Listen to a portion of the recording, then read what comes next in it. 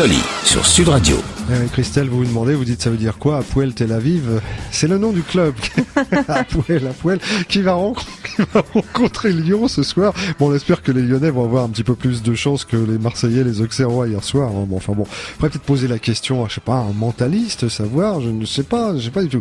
En tout cas, ce qui est sûr, c'est que nous, on s'est posé la question, vaste supercherie ou science paranormale? On va avoir, j'espère, la réponse avec celui qui se considère comme étant le seul mentaliste professionnel en France. Il s'appelle Pascal de Clermont. Mais avant de le prendre au téléphone dans 2 minutes, je voudrais retrouver mon camarade Éric Pavon, rédacteur en chef de Télépoche, qui intervient quotidiennement dans cette émission.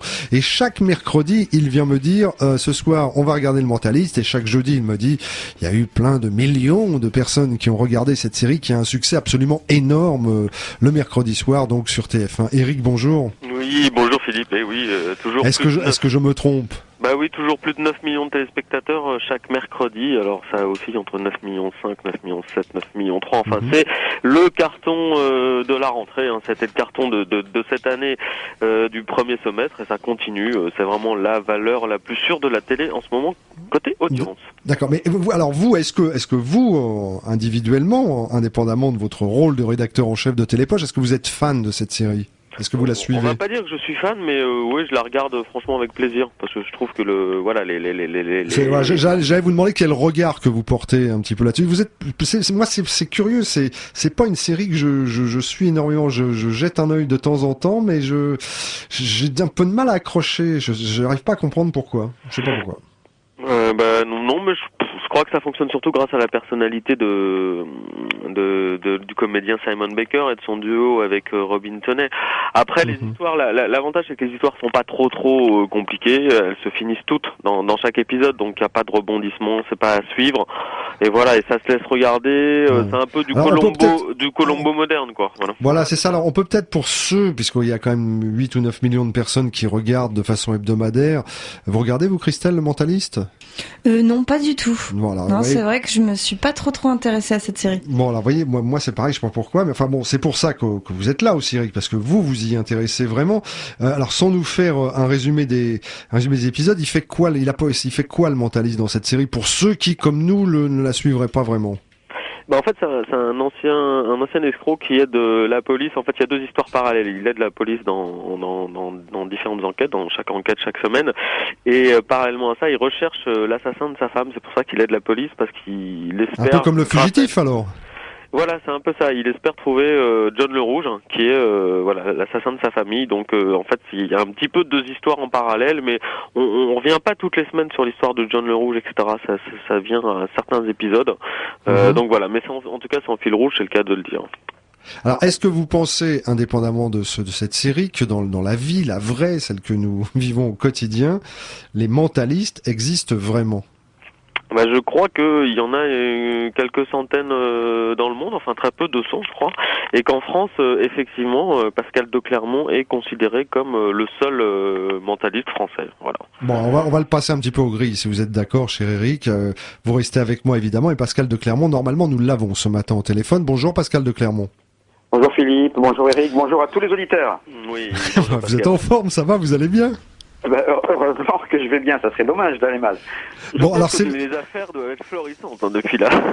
Oh, mais c'est pas vraiment une question d'affaires, je dirais. C'est effectivement l'intéressant, c'est que le mentalisme, qui est quelque chose de très très ancien, on pourra le voir en passant tout à l'heure, commence à être mieux connu et moins méconnu, avec beaucoup moins de mésinterprétations et de méconnaissances. Et ça, c'est justement, on peut peut-être, si vous êtes d'accord, Pascal de Clermont, commencer comme ça, c'est-à-dire donner un petit peu une sorte de définition du mentalisme. C'est quoi être mentaliste? Alors déjà, on va définir le mentalisme, Philippe, et après on verra ce qu'est être mentaliste. Le mentalisme, à la base, c'est un terme qui date des années 1800, et c'est, on pourrait dire, le creuset de toutes les disciplines de développement personnel. Si on étudie toute l'histoire, je dirais, on va toujours voir que tout ce qui est phénomène non compris et anormal chez un être humain était toujours avant relié à des esprits, à des dieux, esprits de la nature, force cosmique, etc. C'est que vers 1800, globalement, que, au départ, pour s'opposer au spiritisme et spiritualisme, qui voient dans toutes les manifestations d'esprit des choses un peu paranormales, on dit non, l'homme aussi a des capacités, et ces capacités peuvent être développées. Alors ça donne 3 axes de développement. Ça donne l'axe typiquement cognitif, c'est-à-dire tout ce qui est déduction, mémoire. Par exemple, les gens qui ont une mémoire photographique extraordinaire, les gens qui peuvent retenir des listes entières en quelques minutes, des gens qui retiennent des jeux de cartes mélangés en moins de 60 secondes, par exemple. C'est le travail de la mémoire ou de la déduction. Alors, ça veut dire que ces gens-là sont des mentalistes? Alors, le mentalisme englobe ça. Voilà. Alors, on va voir après qu'est-ce que mentaliste.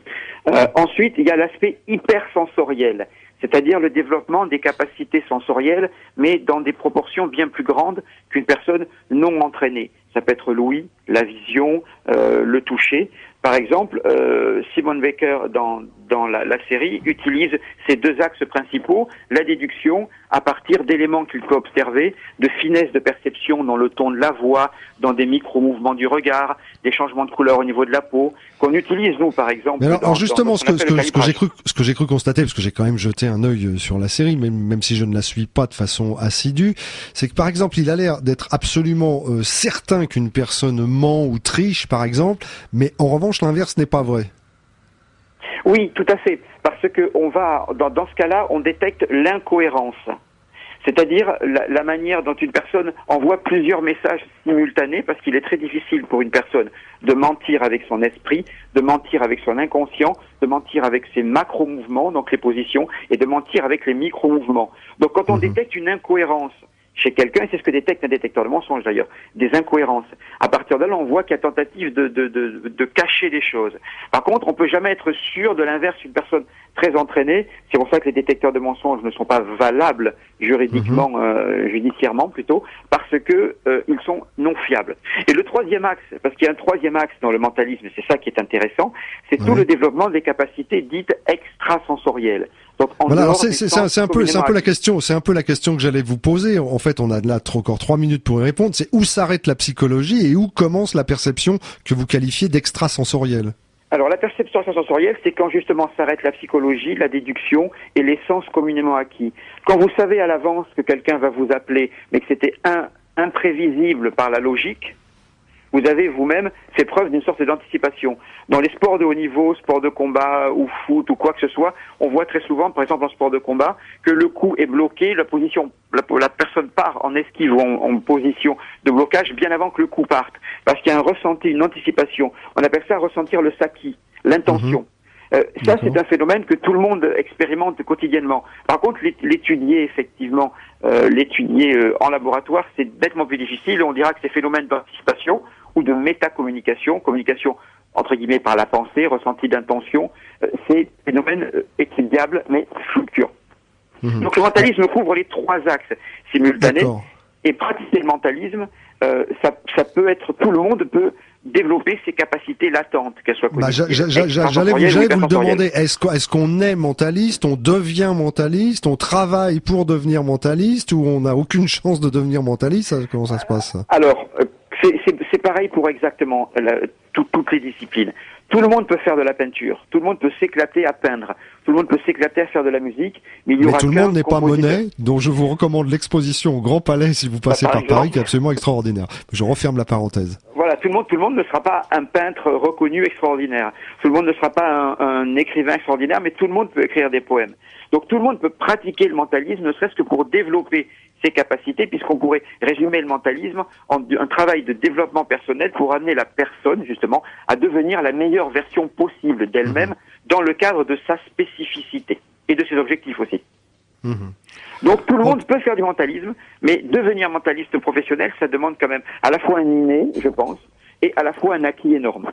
D'accord. On va marquer une très courte pause et ensuite j'aimerais savoir un petit peu qui vous consulte, pourquoi on vous consulte, quel est le coût d'une consultation et si vous ne faites que ça, finalement, donner des consultations. À tout de suite. Sud Radio, Code Risoli. Nous sommes ensemble jusqu'à 11h30. Éric Pavon, rédacteur en chef de Télépoche, est en ligne. Il est au téléphone. Pascal de Clermont, mentaliste professionnel, est en ligne également. Mais Laetitia est en ligne aussi. Laetitia, elle est auditrice de Sud Radio. Bonjour Laetitia. Bonjour. Vous allez bien? Je vais très bien et je suis enchantée de vous avoir tous.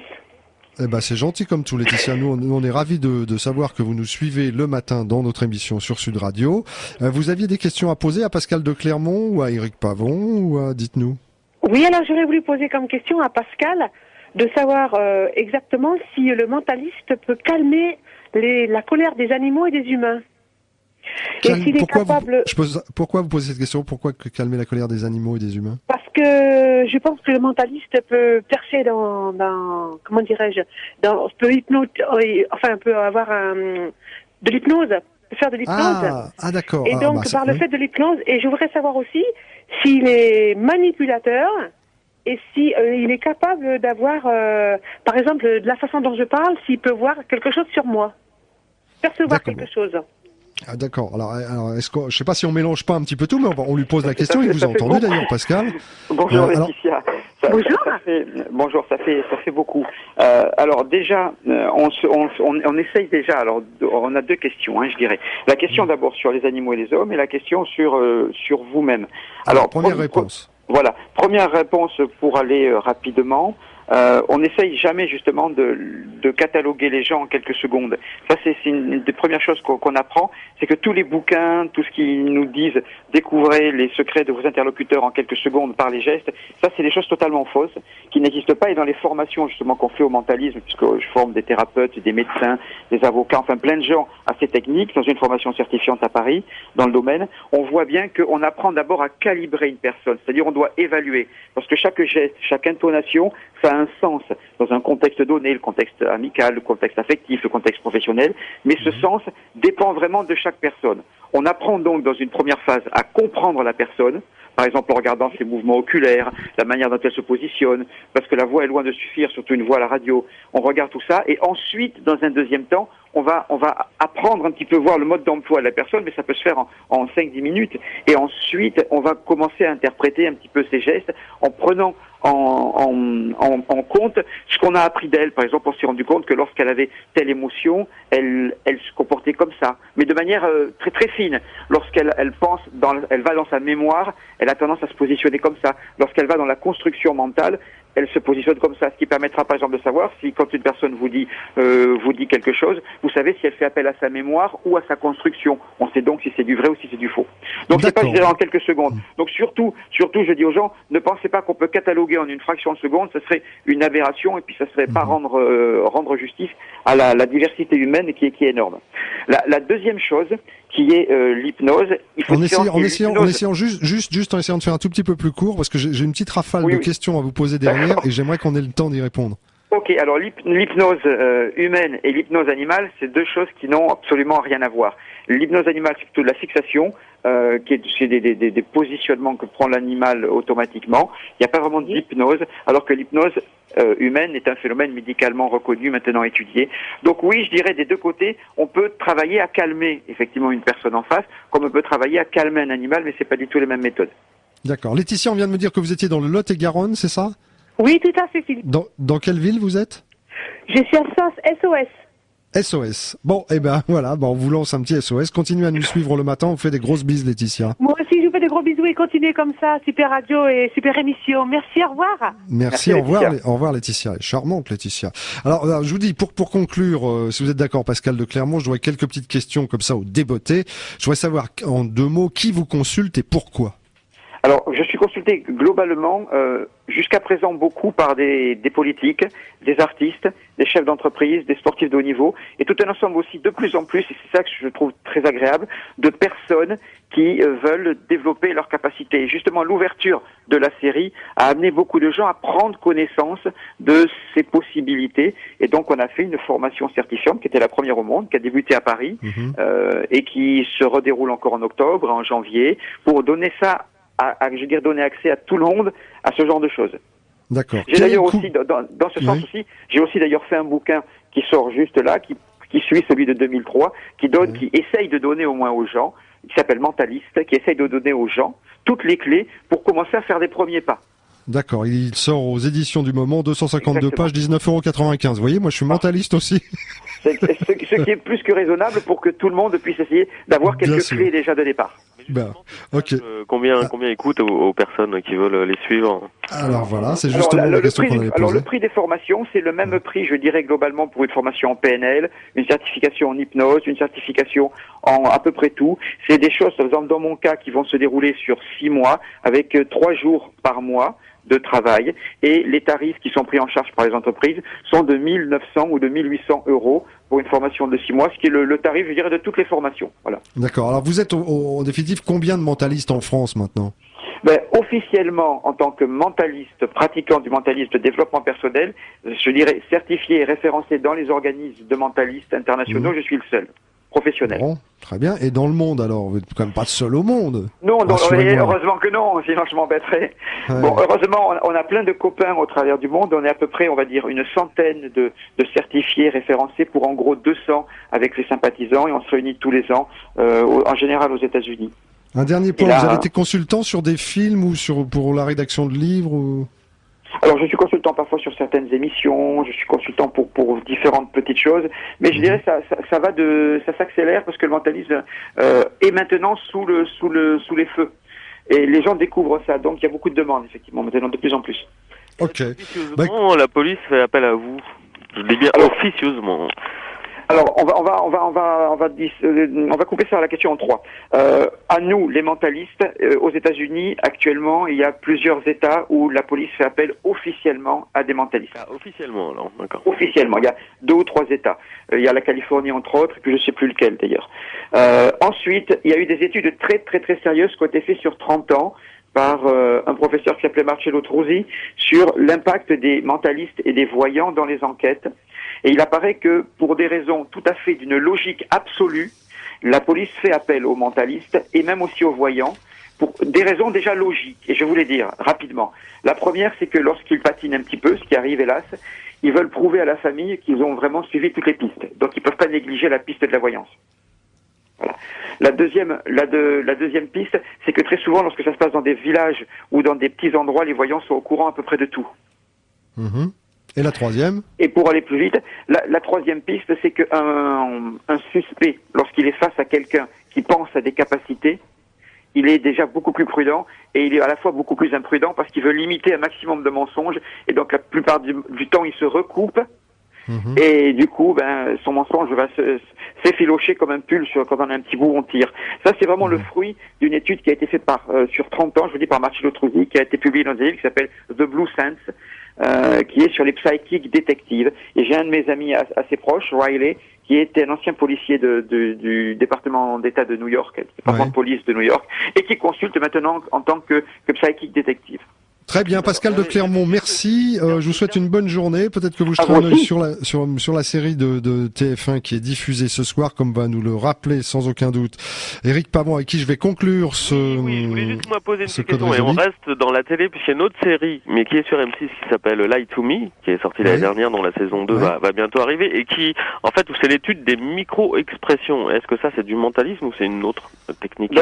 On va dire que c'est des techniques qui peuvent être inclus et utilisées en mentalisme. C'est vrai que le travail d'Ekman, qu'il a fait depuis des années, est absolument extraordinaire et c'est intéressant que la série effleure un petit peu son travail, mais quand on se tape, entre guillemets, les 20 bouquins écrits tout petits qu'il a et toutes ses études, il y a vraiment une profondeur et des trouvailles absolument phénoménales dans ses recherches, justement. Très bien. Merci Pascal de Clermont. À très bientôt. Éric Pavon, je voudrais juste les audiences d'hier, le foot, les feuilletons, les différentes émissions, ça a donné quoi? Eh bien,